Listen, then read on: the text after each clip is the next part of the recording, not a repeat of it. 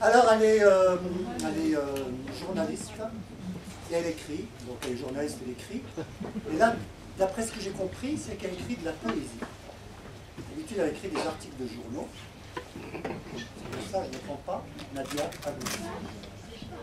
Voilà. Elle s'y attendait pas. Vas-y, ah bah si. Tu dois partir à 17h. Non, c'est moi. Ah, vous ne partez pas ensemble aussi. Non. Une demi-heure près, ouais. D'accord. Alors tu vas un micro.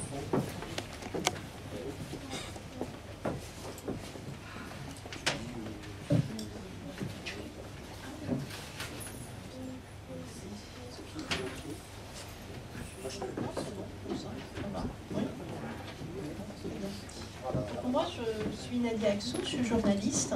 J'écris pour le quotidien algérien Al Watan. Et depuis octobre, je suis à Huffington Post, France.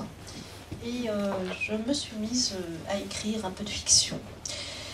Et donc, Réminiscence, c'est le premier livre que j'ai écrit avec, enfin, que j'ai réalisé avec un peintre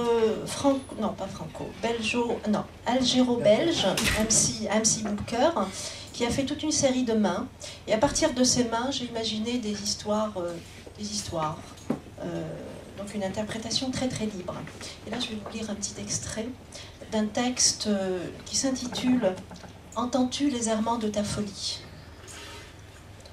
En pensant à l'histoire de ce pays qui se débat dans des points d'interrogation restés en suspens, tu ne peux t'empêcher de verser des larmes d'amertume et d'impuissance. Le cœur maltraité par les tremblements d'une douleur vive, tu tournes le dos à toi, cet autre qui se nourrit des tourments de tes angoisses. Et tout en pressant le pas, tu te précipites vers la porte de la grande bâtisse blanche, témoin de tes peurs et de tes angoisses. Tu dévales les escaliers deux par deux, tu n'as qu'une seule idée, te terrer dans ton refuge et oublier toutes ces impossibilités qui jalonnent notre histoire depuis les premiers instants de son existence. En rentrant dans ta chambre, tu cadenasses la porte. Vite, très vite, tu jettes la clé dans l'immense tas de mensonges et d'impossibilités qui gît là.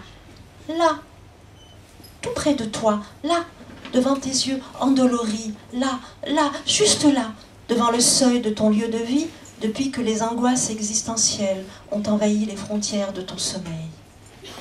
Et pendant que tu entends les égarements de ta folie, notre pays a sombré dans la joie destructrice.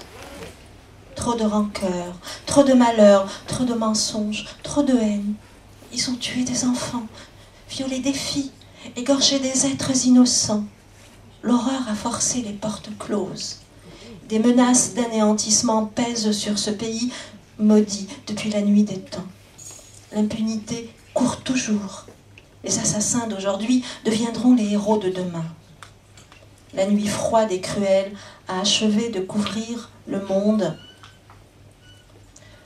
de son ample manteau de peur et d'effroi. Furibonde, la lueur du jour s'enfuit apagée vers des contrées peuplées d'anges blancs.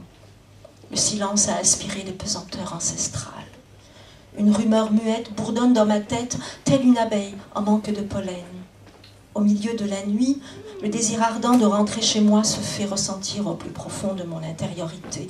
Il me faut partir, arracher mon corps à cette terre où j'ai ouvert les yeux sur la vie.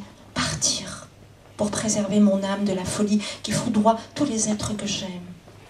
Partir et fermer ce roman familial qui fait écho à notre roman d'amour rythmé au son des impossibilités. Pendant que tu écoutes battre le cœur des errements de ta folie, ma langue porte tout le poids des mots de tes mots qui dansent de mélancolie, de stupéfaction et de tristesse. Lentement, je dépose les chagrins de ta vie renouvelée, sans cesse réinventée, au creux de la grande vague de l'histoire. Où que tu sois, prends soin de toi.